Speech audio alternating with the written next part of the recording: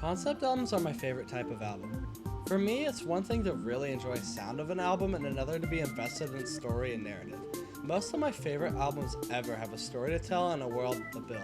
Most of these stories are somewhat realistic, and you can see them happening in the real world, so it's pretty rare you get an album based off a purely fictional story with elements that could never pass in the real world. In this album, the world is over. Well, humans are over. The world is still kind of thriving. All humans are gone in some catastrophic event. Maybe we all bombed each other, or alien kidnapped everybody. It doesn't matter how, but we do know that all humans are gone. But bugs are forever. That was such a bad opening. Okay, so humans are suddenly gone and bugs roam the earth as usual. What do they think about this? How will bugs react to humans going extinct? They made an album about that? Okay, a few things to know about this album is that, like, nobody knows about it. The most streamed song is the first track, and it only has, like, 10,000 streams. So it is super unknown. And, I guess that's all I have to say. Bugs Forever by Gumshoes is an album about bugs reacting to the extinction of all humans on Earth. This is Gumshoes' fourth album, at least that's what it says on Spotify. And this is the only one I've listened to because I saw it on the new albums page on Album of the Year. And I didn't know what it was about on the first listen. I just thought it looked interesting, but the sound hooked me. And after a few listens and research, I figured out the narrative of Bugs Forever. That every song on this album represents a bug and what they're doing now that humans are gone. The first song is about cockroaches.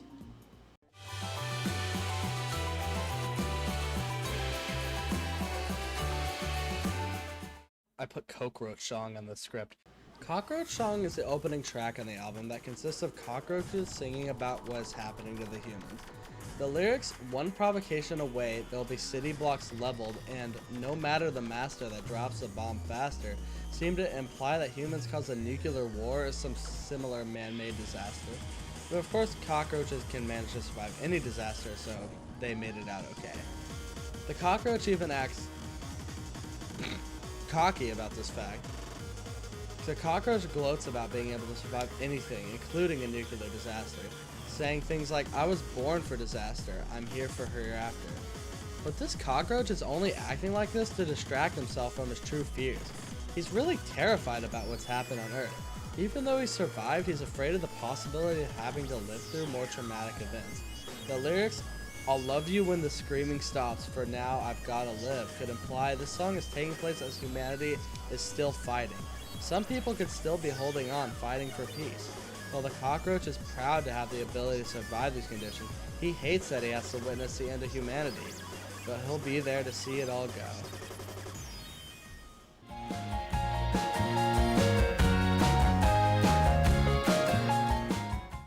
The second track is about how a dung beetle feels about this apocalyptic situation. He seems to be having horrible luck in this world, at least from his perspective, being struck by lightning, having his home destroyed, and having family that hates him. He mentions how his days aren't spent living, but spent waiting for the nighttime to get some rest. Even though everything around him has gone to crap, he tries to keep a positive attitude, claiming that he can't complain about these horrible things. He fully expects the situation to get worse. He's without a doubt hopeless, yet he's still grateful for everything he's given. He says, "It's ludicrous living when everything is set to blow. So what? I never waste a daydream." This shows how his self-awareness has helped him to be content with his situation. No matter what he goes through, he will get back up and try again. I think it's fun how the dung beetle is the most positive out of all the bugs. His name is asking for ridicule. He's probably used to having this horrible luck. So it's like he has the experience in pushing through these rough times. At least that's how I think of it. At this point in the story, it seems like the humans are about done fighting. Maybe they're all slowly dying or something, but the point is most of the humans aren't involved with the bugs anymore. From the bugs' perspective, most of the humans are gone at this point. The dung beetle completely has a different view from the cockroach, even though they do have pretty similar stories. Both of them are distraught by the human extinction. The difference is that while the dung beetle is used to it, the cockroach is experiencing these things for the first time.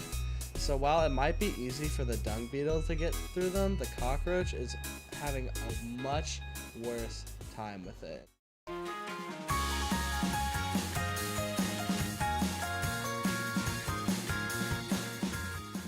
Song number 3 is about a locust who is consumed by paranoia and dread.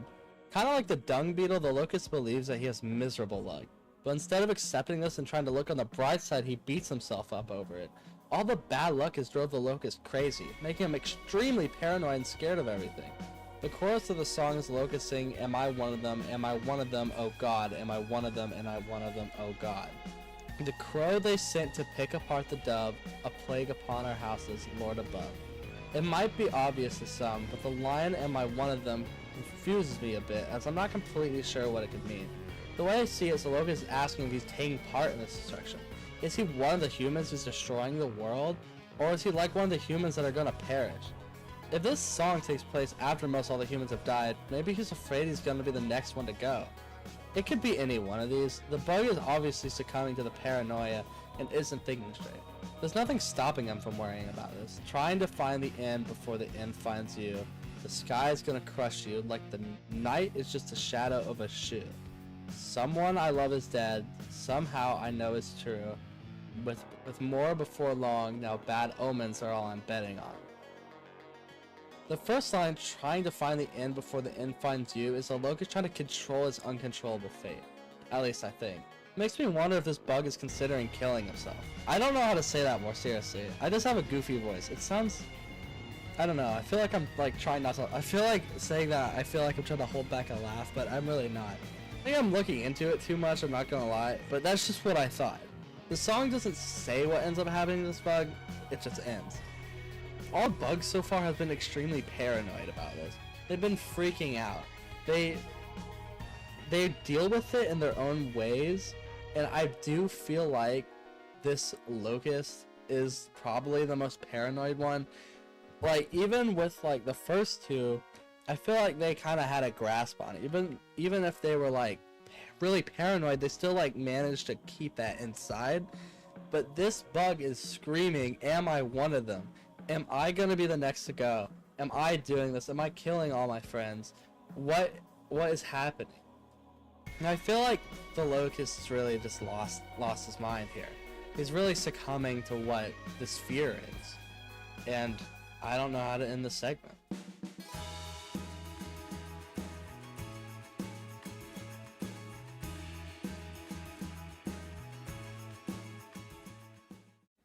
Track number 4 is about a little pill bug or roly-poly or whatever you call them. I think there's like 8 different names for them, maybe more.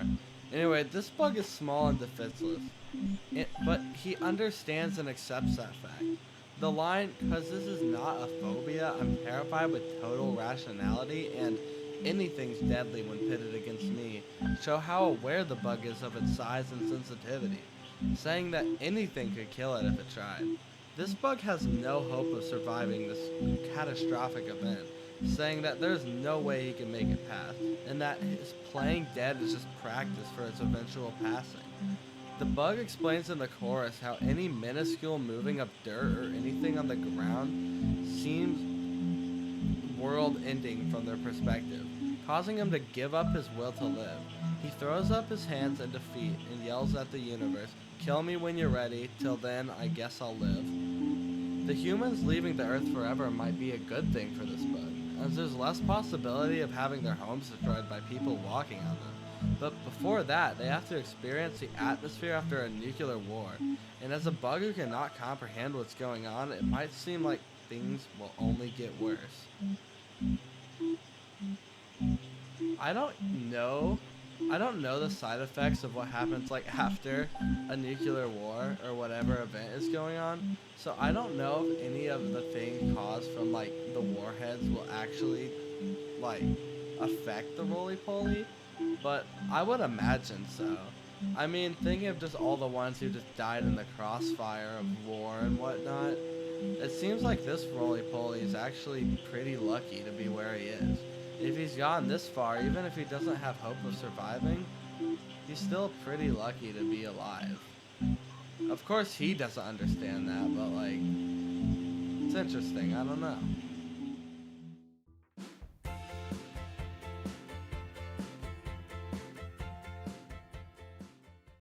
Supermoon is about moths and their journey to leave the planet that is in complete chaos, attempting to go to the moon instead. You might think this is sorta comical, because obviously no bug can fly to the moon and survive, so it's ignorant of the moth to attempt to. At least, that's what I thought at first. I was thinking that the moths have noticed a big light in the sky for a long time, but never really had a reason to leave Earth until it was appropriate. This is kinda sorta hinted at with the line, "There's nothing so beautiful that I've ever seen," where it could be taken as if they've been in awe of the moon their whole life. These themes are clear when paying attention to the lyrics, but everything changes when the third verse starts. I won't believe that all this is really all there is. The moth is saying that he believes, or is trying to convince himself, that they aren't eternally stuck on the Earth, a place run by a species that is actively killing itself. This is where the moth reveals that he knows the dangers of going to the moon. He's even aware that he'll surely die on the way. He's just trying to give himself a false sense of hope before he attempts to commit suicide. There's gotta be a brighter light, so please allow me to pretend the tunnel has an end. That heavens open wide tonight. I'm off to the supermoon, or I'm dying mid-flight. This is the moth's way of escaping the suffering that's going on Earth. Even if unrelated to the apocalypse-like situation, the moth is just tired of living for nothing, finally deciding to commit to seeing the light every moth has dreamed of, accepting that this will lead to his death.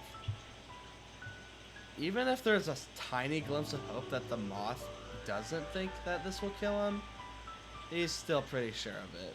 I really hope I'm not misinterpreting this song and it really is like that deep, because if I'm pulling this out of nothing, then I don't know, that'd be pretty embarrassing.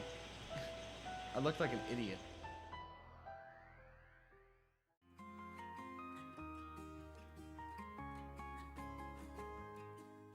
Song number 6 is about cicadas and the silence that fills the earth after all humans have been erased. Now that all humans are gone, the noises caused by airplanes and highways are silent. Now that these noises are gone, the floor is given to all the cicadas to fill the world. This might be one of the most straightforward songs on the album. It might be implying that enough time has passed where electricity has stopped working and all the loud man-made things have stopped working. So if this story is in a timeline, then at least we know how long it's been since the disaster took place.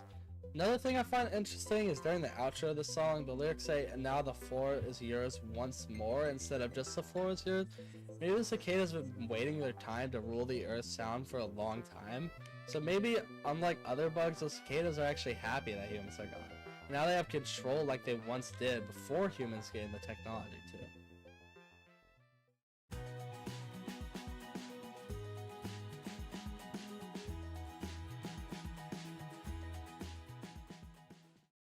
Track number 7 is about spiders taking over empty human spaces and speculating about the people who were once there. This song is definitely one of my favorites on the album. I think the last track is slightly better though. Like the last track of the album, like track 12. The first time I heard this, it reminded me of Hey Ya by Outkast for some reason.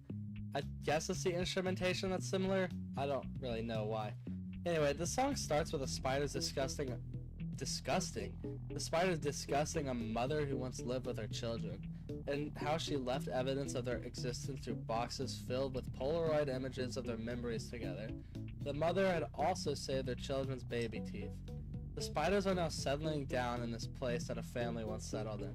They are rediscovering the memories and evidence of the humans present. All you can ever hope to is die with 2 feet on the ground to settle down. I believe this means that the most a human can ask for is to die content, in a place they're comfortable with, in a place that they've made their own. The spiders go on to discover notches in the doorframe and pinholes on the wall. Notches on the doorframe might be the lines you write to track a growing child, and pinholes in the wall are left from pictures and frames that used to be nailed there. The spiders are rediscovering all these forgotten memories. In here, in a mess of souvenirs, you see why people stick around, to settle down. Now the bugs are claiming the home. Moths have begun eating their clothes. The spiders have comfortably moved in without the risk of being killed. After the spiders moved into the daughter's room, even though the humans are long gone, It's almost like they can still hear her. The spider says, "The webs, they still flutter at her breath, and I can hear her even now. Settle down." The song sounds like such a happy and fun song, but it makes me so sad now. The concept is just really devastating, something you might not catch on your first listen, just because you really have to pay attention to the lyrics. Especially if you don't know the concept of the album, this song just sounds like a very happy and joyous song. This is definitely one of my favorite ones on the album, just because of the really good lyricism. It just really stands out. 100% one of my favorites, probably my top 3 on the album.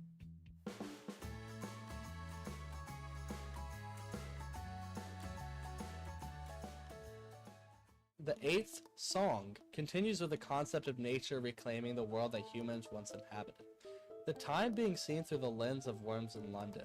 Now that the cities have started to be overtaken by nature, the world has become a much greener place. The worms are very fond of this change, saying that paradise is green and Earth has become a paradise. The worms claim that most automatic machines that were running have run out of fuel, officially stopping the last running equipment.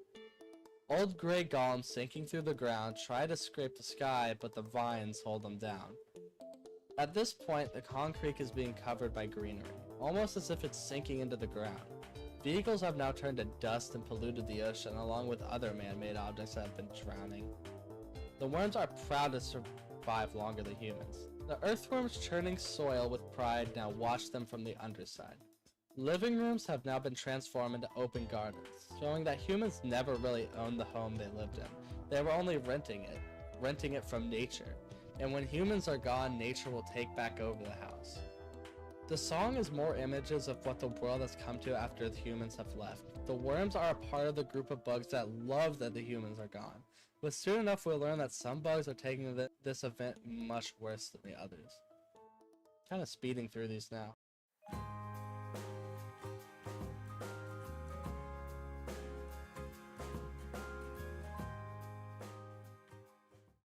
This song is a very unique concept. Unlike all the other tracks, the bugs that this song is about aren't even real. Track 9 is about animals that were only speculated to exist by humans. But when there's nobody to imagine these creatures, their impact on the universe dies along with ours. These bugs know they're leaving with us. All you can imagine is alive and dying with you. These bugs truly hope that there will be somebody else to discover them, or that humans will come back to bring their existence to other parts of the world. The bugs that inhabit the world aren't smart enough to create these imaginary bugs, meaning that the only form of recognition they ever received, which was hypothetical, is now gone. That's basically it for the song. The imaginary bugs have no view of the world because they're imaginary, but also made real, also made up, but maybe also real? I don't know. Honestly, I don't know what to take away from the song. It's much less realistic than all the other tracks, but I love the concept. These bugs are simply dead to the universe, and nothing will ever change that. Unless they are real, and they're discovered by another species that is smart like us. I'm using smart very loosely.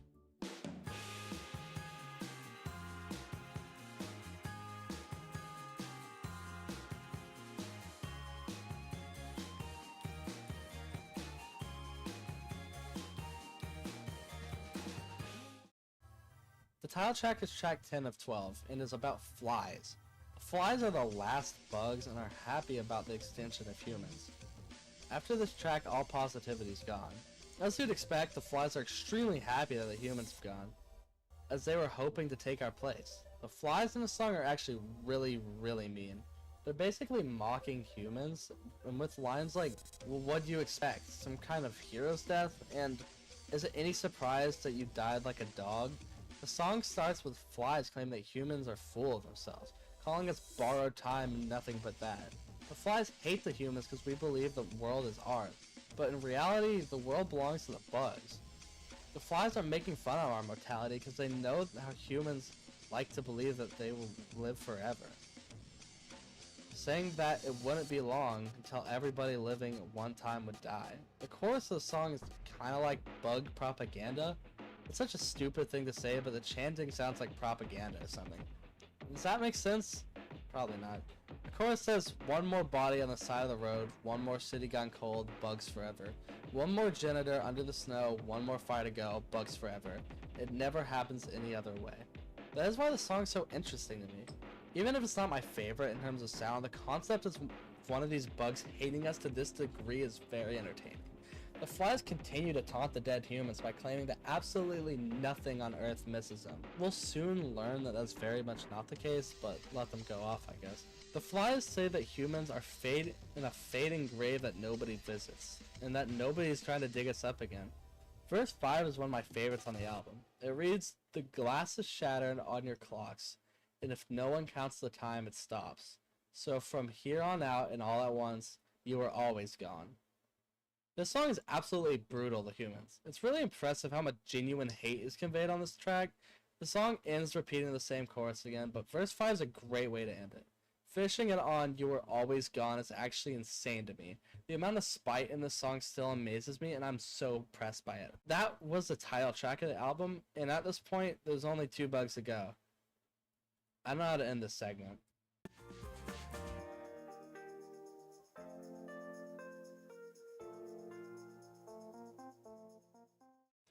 The second final song is about fireflies, who have been scarred by the extinction of humans and now wonder when the same thing will happen to them.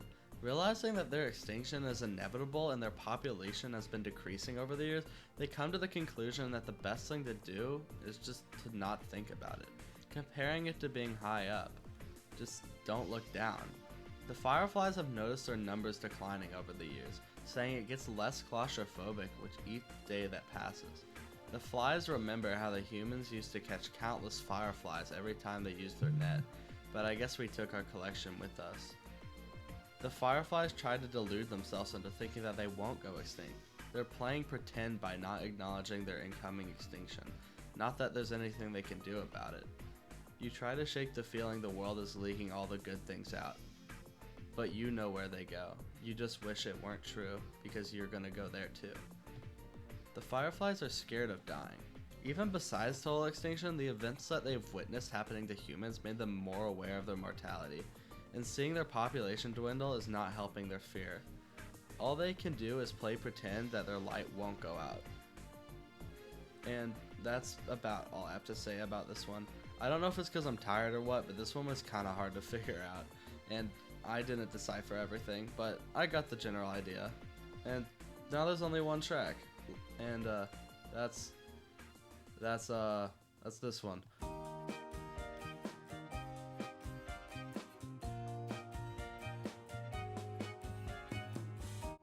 The 12th and final track on this album is my personal favorite. Not only because it has my favorite instrumental on the album, but because the material and lyrics are the best and most shocking out of every song on the whole album.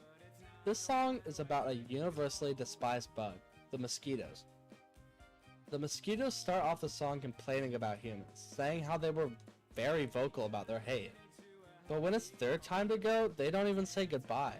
The mosquitoes know how hated they are, considering it felt like it was all the humans talked about. Even though the humans were always complaining about them, the mosquitoes never understood what they were doing wrong. After all, it was their instinct to collect blood and to keep themselves alive. While the humans hated the mosquitoes with all they could, mosquitoes were very interested in the humans. It admired how they looked and acted. And all I know is that you were gone by the nightfall.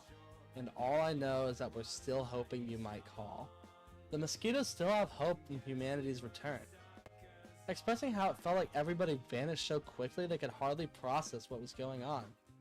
The world is quiet without humans. Quiet and lonely is the state of the world that the mosquitoes are left in. The album ends with mosquitoes calling out for humans to return to Earth. They can't comprehend what's happened to us, but they hope that we'll return and make the world a more vibrant and loud place like it was before, instead of the silent and lonely world that now exists.